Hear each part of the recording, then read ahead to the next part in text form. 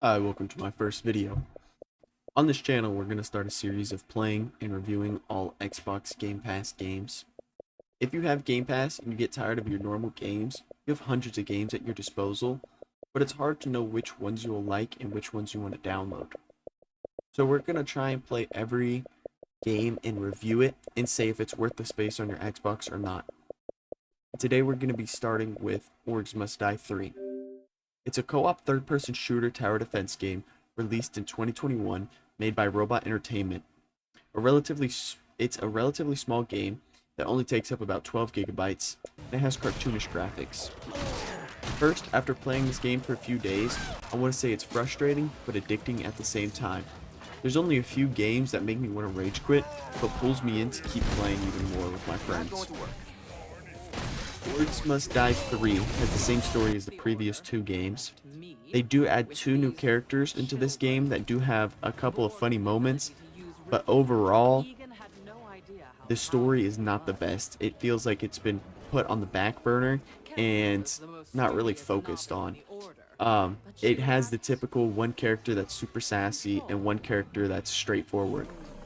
They do have a few potential interesting points that they hinted at.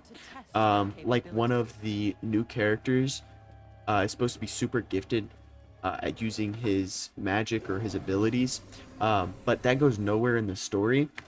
The story is very forgettable, and there's a lot left that could have been done a lot better. One thing that is very good about the story, though, is it has good cutscenes that I think are done perfectly. To start off, there are 18 different levels which grow harder and include new orgs at every level with different abilities. The first level starts you off with a bow, a shotgun, and some traps. Every level you do unlock more traps and more abilities.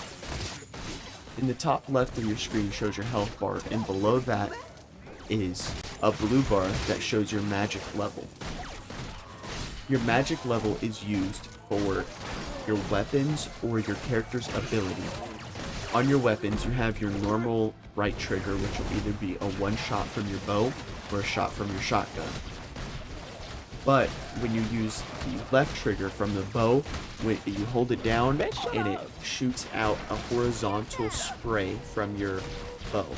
On your shotgun, it'll shoot out a rolling ball that explodes. When you use your magic, it'll go all the way down, but it does regenerate over time. Feeling good. Each level you complete, you get new items, but you also get skulls, which is this game's kind of way of currency. With the skulls, you can use it to unlock new items quicker, or you can use them to upgrade your items that you have. Some items can only be used in war mode, and we'll talk about that more later in the video. When playing, you don't have a set amount of lives. You can die however many times, but you need to protect your tower.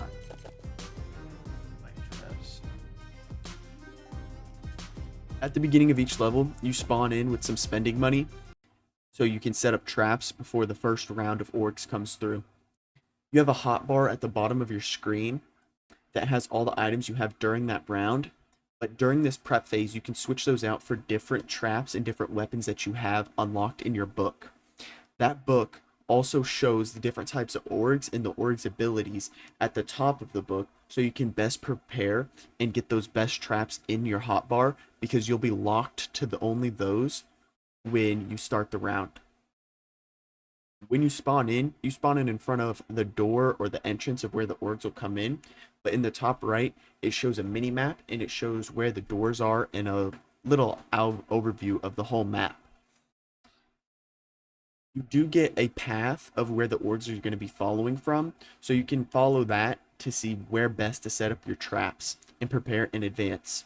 At the end of the path, there is a rift, and at the top of the screen, it shows you how many orgs are allowed to go into that rift before you lose the level. This is what you're trying to stop the orgs from getting to, and you have certain traps, like the barricade, that can actually change the paths for the orgs to suit you better, so you can make them go through more traps or push them into a different direction. And this is very big if you're playing solo, so you can get them into one room so that you can easily defeat these levels. Aside from the normal rounds, there are rounds called war scenarios.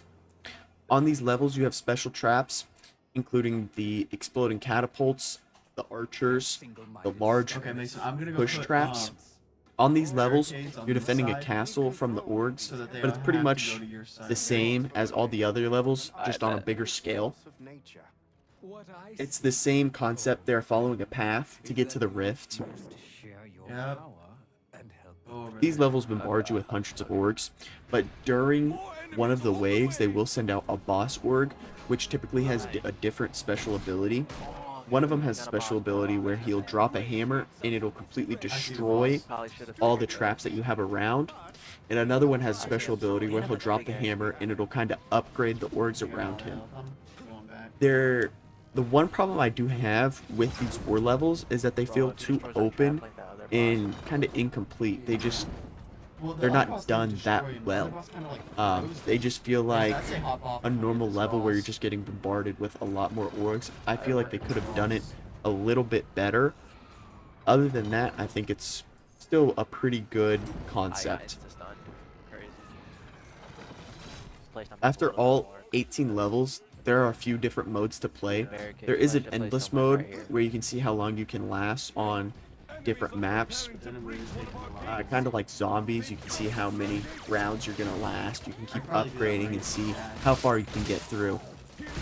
There are 3 different difficulties that you can replay the 18 missions on to see if you can beat it on like veteran difficulty, normal difficulty, and easy difficulty. Overall, I'd say this game's pretty much worth the download. One thing I do want to say about this game is it's a very fun game, but I would only recommend it if you have someone to play with. Soloing this game, it's not the best. The missions seem a little bit too hard.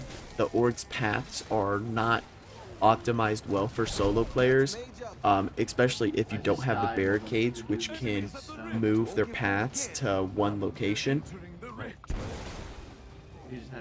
Overall, I would say the game's worth the download if you have someone to play with because it makes the experience a lot better.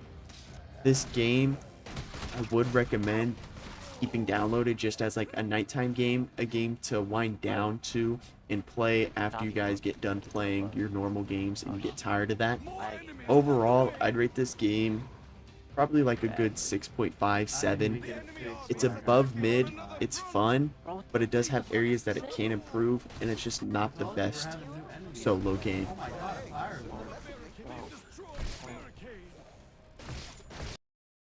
With that being said, I want to say thank you for watching my first ever video. Please leave a like and subscribe, and leave a comment with any suggestions on new video games that we should review.